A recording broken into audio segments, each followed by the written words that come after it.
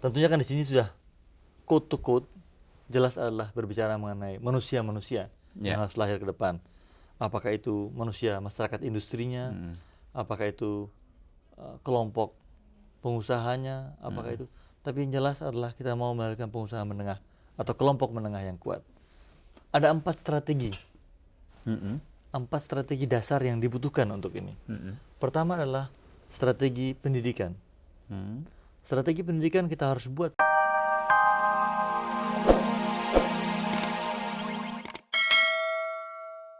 Pemirsa, Assalamualaikum warahmatullahi wabarakatuh. Senang sekali berjumpa dengan pemirsa. Dan hanya berkat dan rahmat ilahilah kita berjumpa di acara Hikmah Fajar di pagi hari ini. Acara Hikmah Fajar sebagaimana pemirsa ketahui bersama adalah acara tentang keseharian, pemikiran, kerja, karya dari orang-orang Indonesia yang insya Allah bernafaskan Islam. Pemirsa, rasanya kita semua sudah sangat mengenal tamu kita pagi hari ini. Siapa yang tidak mengenal Bukaka Teknik Utama, perusahaan yang beranjak benar-benar dari kecil dengan segala kesungguhan berkembang dan sekarang memperoleh berbagai macam pengakuan dari mancanegara. Antara lain produknya kita kenal bersama, apa istilahnya? Gambarata. Ya.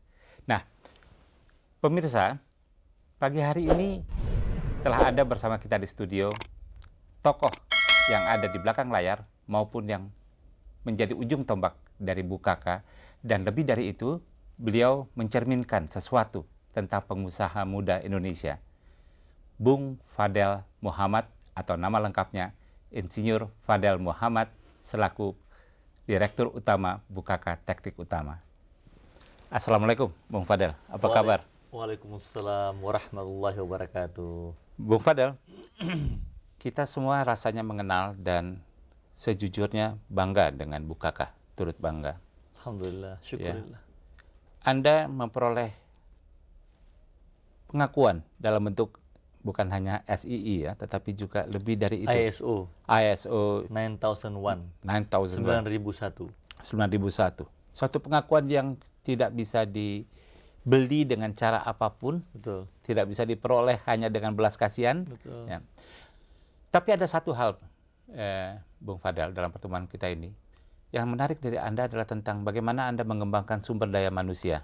Kata SDM itu sedang sangat naik daun sekarang ini. Hampir ya? tiap hari. Hampir tiap hari. Tapi rasa-rasanya seringkali menjadi sekedar kata ganti dari personalia gitu ya. Seolah-olah SDM kata ganti dari personalia. Atau banyak juga yang mengartikan SDM itu seperti sama dengan sumber daya mineral, sesuatu yang instan. Ya. Padahal rasanya itu satu pembinaan. Dan ini yang Anda lakukan, yaitu menempatkan manusia sebagai tema sentral dari Bukaka. Ya. Pemirsa akan sangat bergembira kalau Anda membuka kiatnya pada kami. Pertama-tama saya ucapkan terima kasih dan alhamdulillah kita bisa maju karena semua itu adalah suatu taufik, rahmat dari Allah Subhanahu wa taala. Dan selama mengembangkan usaha, kami berbicara mengenai sumber daya manusia ini, menempatkan sumber daya manusia itu sebagai aset di perusahaan kita. Jadi ada 3 hal utama. Bukan liability ya? Bukan liability. Jadi ada 3 hal utama yang saya perhatikan dalam pengembangan sehari-hari.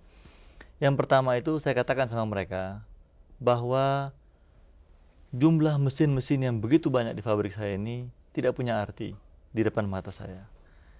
Yang saya lihat adalah saudara-saudara. Saudara-saudara adalah teman saya, mitra kerja saya. Saya di mana-mana hampir tidak pernah menggunakan kata-kata karyawan atau kata-kata pekerja kepada mereka. Selalu saya katakan mitra kerja.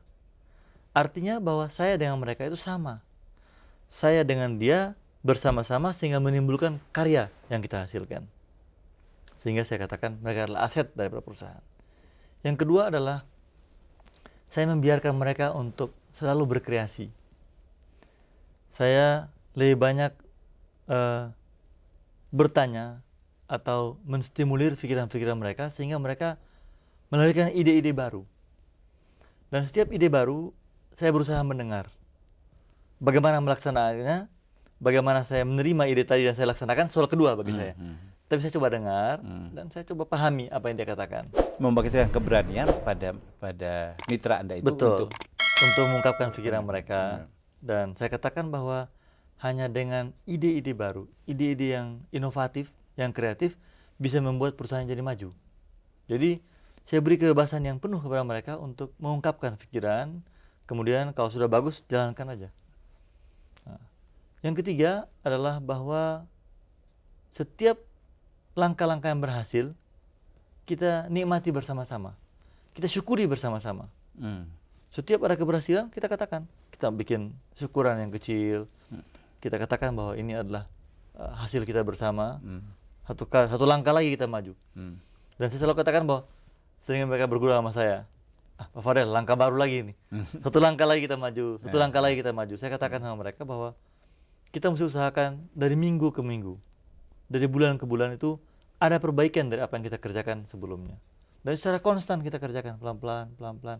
Nah, 3 kiat ini yang saya pegang sehari-hari dalam mengembangkan usaha. Dan ini terus terang sesuatu yang mudah diucapkan tapi tidak mudah dilaksanakan. Begitu. Dan Pak Fadel, Anda salah satu konsep Anda tentang pengembangan SDM, Anda tidak terlalu sepakat atau Anda mengemukakan sesuatu yang baru dari pola piramidal menjadi apa? Pola belah ketupat. Belah ketupat. Bahasa saya belah ketupat. Ya. Benar, Mas. Ya. Benar. Barangkali Anda bisa mengemukakan supaya jelasnya, barangkali tidak ada salahnya saya coba Pak Fadel coba gambarkan barangkali ya. Ini percakapan yang ini. Coret-coretan saja Pak Fadel. Jadi begini, Ya. Mas Ton. Dalam saya beranggapan bahwa di masyarakat kita hari ini telah kita lahirkan satu masyarakat yang saya gambarkan sebagai masyarakat berbentuk piramida, katakan aja. Iya. Di mana ada kelompok elit di atas Ya. yang sedikit. Ya. Kemudian ada kelompok menengah yang relatif Besar. ya, tapi terbatas. Kemudian yang bawah yang demikian besar. Ini kira-kira hasil daripada PJP 1 kita. Ya. Saya beranggapan bahwa, dan saya menuliskan konsep pikiran ini adalah tanggung jawab kita, generasi muda saat ini, adalah bagaimana mengadakan transformasi dan reformasi dari piramida tadi menjadi belah ketupat, katakan aja. Ya. Adalah kelompok menengah yang kuat. Ini yang kita mesti hasilkan.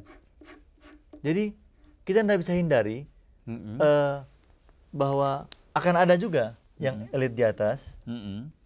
Tapi kita harus segera melahirkan kelompok-kelompok menengah yang kuat. Ini yang saya sebut dengan konsep pemikiran transformasi dari piramida ke belah ketupat. Anda juga pernah mengatakan bagaimana caranya mentransformasikan itu, Betul. Pak Fadel. Ada Bung Fadel. 4 strategi, Mas Ton, yang saya anggap ini perlu. Tentunya kan di sini sudah quote to quote jelas adalah berbicara mengenai manusia-manusia yang harus lahir ke depan. Apakah itu manusia masyarakat industrinya, apakah itu kelompok pengusahanya, apakah itu. Tapi yang jelas adalah kita mau melahirkan pengusaha menengah atau kelompok menengah yang kuat. Ada 4 strategi. 4 strategi dasar yang dibutuhkan untuk ini. Pertama adalah strategi pendidikan. Strategi pendidikan kita harus buat sedemikian rupa sehingga dia mengarah ke sini. Yang kedua adalah strategi industri. Strategi industri kita harus atur bagaimana keterkaitan satu dengan yang lain. Bagaimana saling menunjang satu industri dengan industri yang lain sehingga muncul kelompok menengah tadi. Yang ketiga adalah strategi pembudayaan masyarakat. Pembudayaan masyarakat. Bagaimana kita memasyarakatkan pikiran-pikiran baru. Bagaimana kita mendidik masyarakat. Bagaimana agar masyarakat itu mengerti hal-hal yang seharusnya mereka ketahui.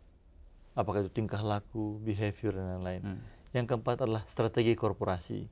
Strategi daripada pengaturan kita mengenai perusahaan-perusahaan, dunia usaha, kepedulian terhadap masyarakat bagaimana, apa yang dia mesti kerjakan, apa yang dia nggak perlu kerjakan.